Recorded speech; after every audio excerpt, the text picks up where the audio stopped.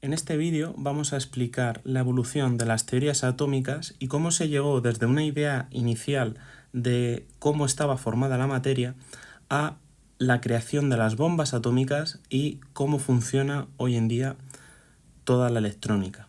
Y eso empezó en la antigua Grecia, cuando denominaron a lo que no podía dividirse como átomo. La palabra átomo significa indivisible. Hoy en día sabemos que el átomo se puede dividir y de hecho la división del átomo es lo que ha llevado a que se pueda formar bombas atómicas o reacciones nucleares del núcleo atómico. Pero en la antigua Grecia lo que ellos creían es que la materia, si empezamos a hacerla cada vez más pequeñita, llegaríamos a algo que no se puede dividir, lo cual denominaron átomo. ¿Qué griegos creían en la existencia de átomos? Tenemos a Leucipo y a Demócrito. Preguntas muy típicas de examen. ¿Qué filósofos griegos empezaron a hablar de los átomos? Bueno, pues fueron Leucipo y Demócrito. En cambio, había otros filósofos griegos que creían que no existían los átomos, que la materia era continua. Era el caso de Aristóteles, que lo estudiaréis mucho en filosofía, pero pues es de los primeros científicos, por así decirlo, porque los filósofos ya empezaron a preguntarse de qué estaba formada la materia, por qué estamos aquí y demás. Entonces, Aristóteles creía en la existencia de 5 elementos: aire, fuego, agua, tierra, que es de lo que estaba formado todo lo que vemos, y el éter. El éter estaba en el espacio, es en lo que flotaban, según los griegos, las estrellas. Fijaos si es importante el éter, que se ha quedado su idea hasta más o menos 1900. Los científicos creían que existía. Hoy en día se ha demostrado que el éter no existe en el espacio, está todo vacío. Y los elementos de aire, fuego, agua, tierra se han quedado en muchas series como Naruto o Airbender, y todo esto tiene que ver con las ideas de los antiguos griegos. Estamos hablando de hace varios miles de años. Increíble, ¿verdad? Entonces, vamos a hacer un salto desde los griegos hasta 1800, donde surge la primera teoría atómica, la teoría atómica de Dalton. Tenemos que recordar que el átomo está en la escala del nanómetro, que eso es 10 a la menos 9 metros. Dalton era un maestro de escuela inglesa. Dalton os sonará a daltonismo. Efectivamente, es debido a John Dalton por lo que conocemos el daltonismo. Resulta que Dalton tenía un problema en la visión. Esto que tenéis aquí literalmente son estudios de John Dalton sobre los colores. Y luego al morir donó sus ojos a la ciencia para que los estudiasen. Y bueno, pues por eso se ha quedado lo de daltonismo, del apellido de John Dalton, ¿verdad? Curioso. Pero bueno, vamos a centrarnos en su teoría atómica. Dalton pensaba en esas partículas indivisibles, que también les llamó átomos. Rescató esa idea de los antiguos griegos. Los átomos de un mismo elemento son todos iguales. Es decir, si tengo átomos de hidrógeno, pues van a ser así. Esto va a ser H2, H2. Y si, por ejemplo, tuviese sodio, pues todos los de sodio van a ser así, pero van a ser iguales. O sea, no voy a tener un átomo de sodio de este tamaño y un átomo de sodio de este tamaño. Eso no. Tienen que tener el mismo. Pues eso es lo que creía Dalton. Si todos los átomos de sodio van a ser iguales entre sí.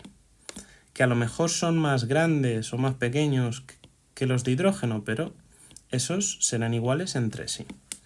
Esa es la idea de John Dalton de los átomos. Hizo estudios sobre la naturaleza eléctrica de la materia y entonces ya empieza a hablar con el electroscopio, que también podéis buscar, que es muy interesante, empezó a hablar de que la materia estaba formada por algo que no sabemos qué era, que tenía que estar cargada eléctricamente. Así que, sin hacer más experimentos, habla de átomos. Aún no conocemos las partículas subatómicas, todo eso de protón, neutrón, electrón, ahora lo explicaré porque es posterior. Y lo que sí que tenemos que saber es que las reacciones químicas implican la unión o separación de átomos. Los átomos que tengo antes de una reacción química después van a estar en otro orden, pero tiene que ver con estos átomos que se van moviendo. Y cuando tenemos más de 2 átomos, lo que tenemos es una molécula. Es decir, yo tengo aquí C. Esto puede ser un átomo de carbono, pero si ahora le añado 2 átomos de oxígeno, ahora lo que tengo es la molécula de dióxido de carbono, de CO2. Pero esto ya es una molécula. Átomos serán, por ejemplo, esto de aquí. Tengo carbono por un lado, oxígeno por otro y otro oxígeno y lo junto y entonces tengo la molécula. Pues esto John Dalton ya empezó a comentarlo. Para explicar todo lo que viene a continuación tenemos que recordar que partículas con signos contrarios en física y química se atraen y partículas con el mismo signo se repelen. Esto tenemos que recordarlo para poder entender los experimentos que voy a contar a continuación. Bueno, pues después de John Dalton vamos a pasar a descubrir las partículas subatómicas. Van a pasar prácticamente 100 años. ¿Qué tenemos que recordar del átomo? Dentro del átomo tenemos protones, que son positivos, y neutrones, que no tienen carga. Todo eso está en un núcleo.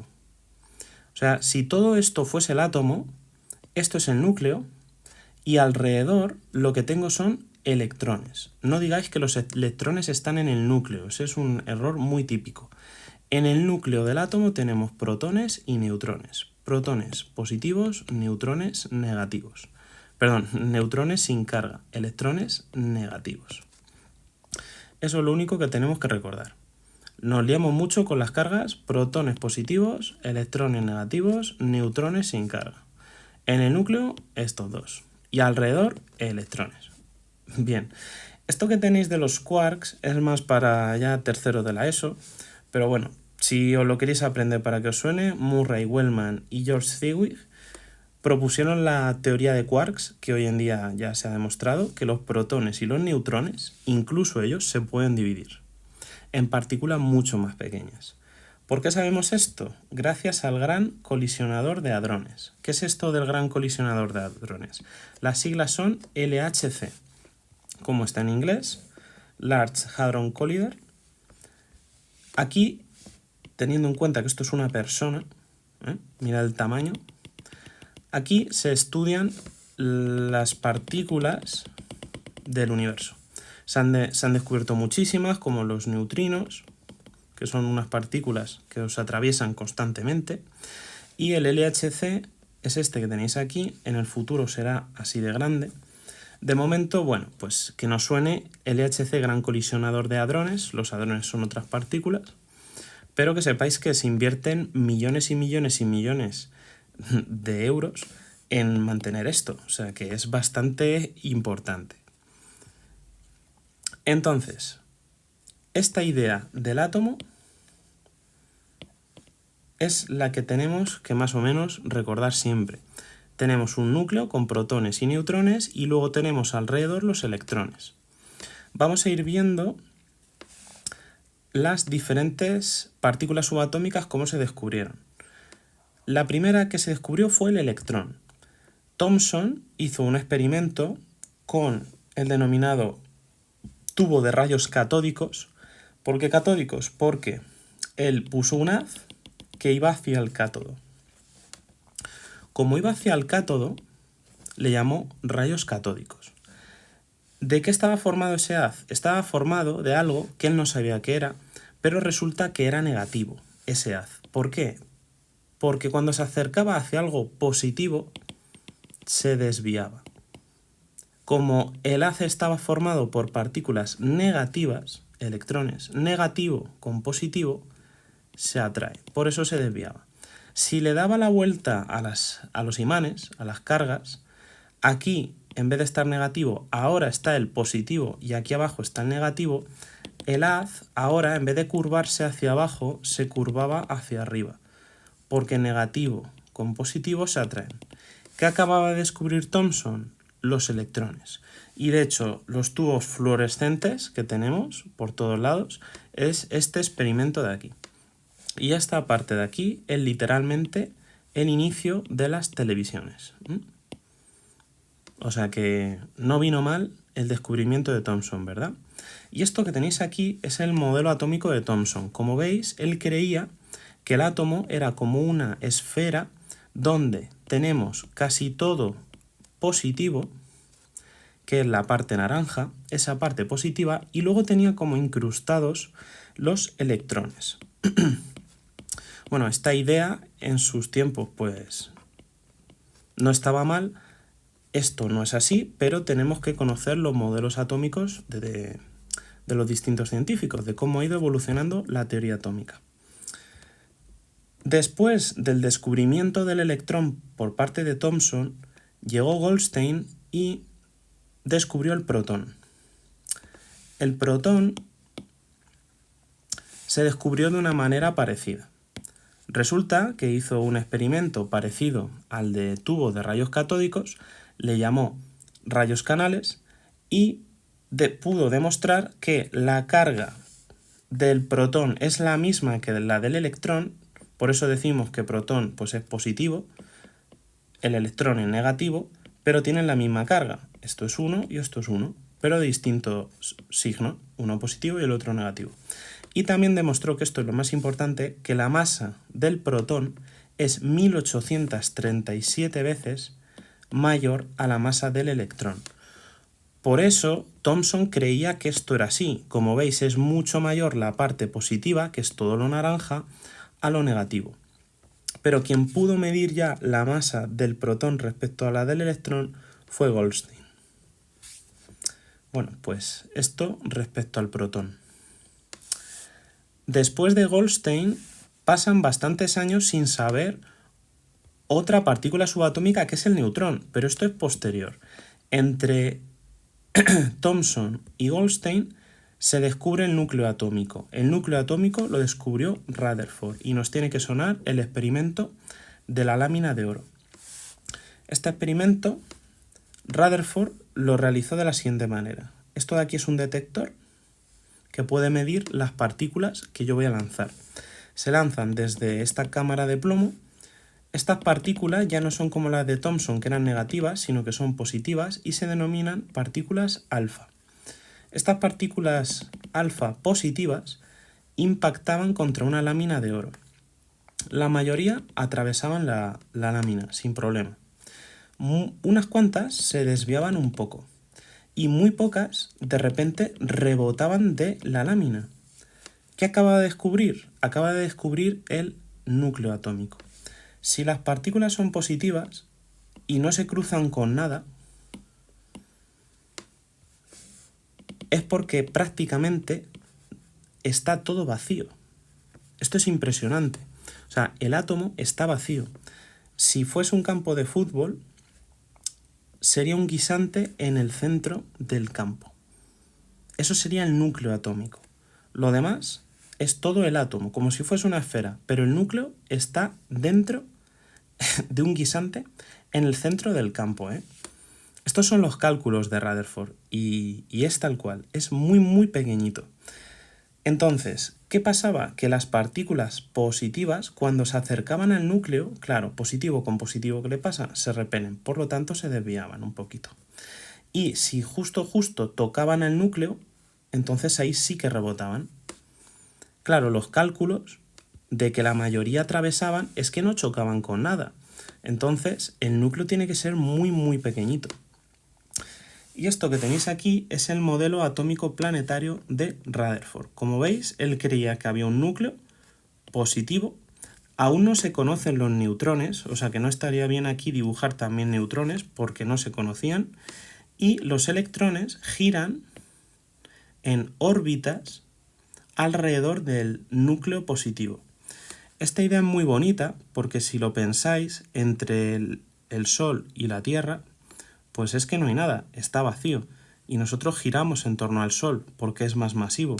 Como esto es más masivo, el protón es más masivo que el electrón, pues entonces el electrón debería girar en torno al protón. Esta es la típica idea que se tiene del átomo y es falsa. Si esto girase, debido a ciertas leyes físicas, el electrón al final caería en el núcleo, todo reventaría y no existiría y no estaríamos aquí hablando. Entonces esto no es así. Voy a ir explicándolo a continuación. pero si nos piden dibujar el modelo de Rutherford, tenemos que dibujar este de aquí.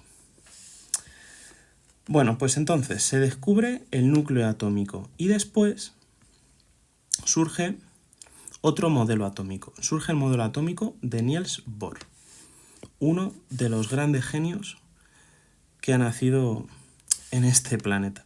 Bohr saca el modelo atómico que explica prácticamente los colores y todos los espectros atómicos que se ven. Es increíble. Y todo lo explica a nivel matemático. ¿Cómo es el átomo en verdad? Todo esto de aquí es como si fuese el átomo y efectivamente en el centro hay un núcleo que es positivo, tenemos muchos protones dentro y ahora los electrones no están girando, los electrones están como en capas, como si fuese una cebolla. Esas capas les llama orbitales. Orbitales. La evolución cuántica de la órbita. Orbitales. Son cosas distintas. Órbita gira, orbitales no. Ya luego veremos fotos de orbitales, porque existen. Y en esos orbitales están los electrones. Entonces el electrón puede subir o puede bajar en esos orbitales, en esas capas como si fuese una cebolla. Esta es la capa más interna, luego tengo otra y otra. Y como digo, esos electrones pueden subir o pueden bajar.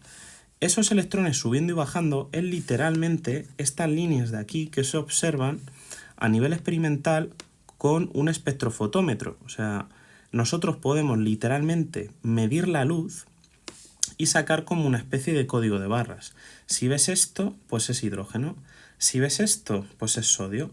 Y si ves esto, es calcio. Entonces, literalmente Bohr pudo, a nivel teórico, explicar todos los colores. Como veis, las llamas, dependiendo del compuesto químico que añadamos, tendrán un color u otro.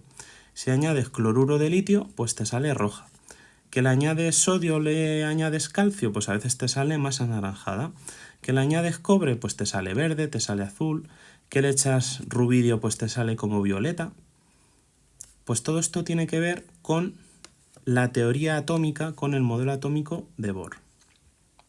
Lo único que nos tiene que sonar, pues que el modelo atómico de Bohr tengo ya orbitales y en esos orbitales están los electrones y pueden subir o bajar, emitiendo o absorbiendo energía. Y esa energía que absorbe o emite es literalmente los colores que nos llegan a nuestros ojos. Impresionante, ¿verdad? Y bueno, si nos preguntan por el modelo atómico actual, nos tiene que sonar que es el de Schrödinger. Erwin Schrödinger, habla de ya probabilidad, la probabilidad de encontrar el electrón en un sitio o en otro del átomo. Esa probabilidad resulta que coincidía con los orbitales de Bohr. Entonces, bueno, y lo que me ha quedado por explicar un poquito es que después de Bohr se descubre el neutrón. El neutrón se tardó mucho en descubrir, como veis estamos hablando ya de 1932, Chadwick descubre el neutrón y bueno, el experimento es increíble, por eso le dan luego el premio Nobel a este señor. Y el neutrón, lo curioso que tiene es que tiene una masa muy parecida a la del protón. Como veis, este numerito de aquí es 3 y este es 5, pero es que estamos hablando de 10 a la menos 27. Eso significa que este numerito de aquí tendría que hacer 0,000 tal, 1673. Y el otro sería 0,000 tal y sería 1675. Esa diferencia del 3 y el 5, pero en un número tan pequeño, es lo que ha hecho que exista el universo.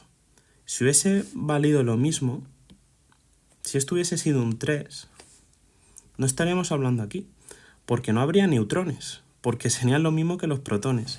¿Y qué pasa si no hay neutrones? Pues es que los neutrones, si lo pensáis, son muy necesarios, porque si en el núcleo tengo todo partículas positivas, que son protones, deberían repelerse. En cambio, no se repelen. Y esto es debido a que hay neutrones ayudando, evitando que los protones no se repelan. Así que menudo descubrimiento hizo Chadwick. Entonces, esto es un poco el resumen de la teoría atómica y en un próximo vídeo, pues si queréis, en algún especial o algo, podemos hablar de las bombas atómicas, porque si no lo habéis visto, resulta que le han dado un montón de premios a la película de Oppenheimer en los Oscar. Así que, pues nada chicos, hasta aquí el vídeo de hoy. Mucho ánimo con los exámenes. Un saludo.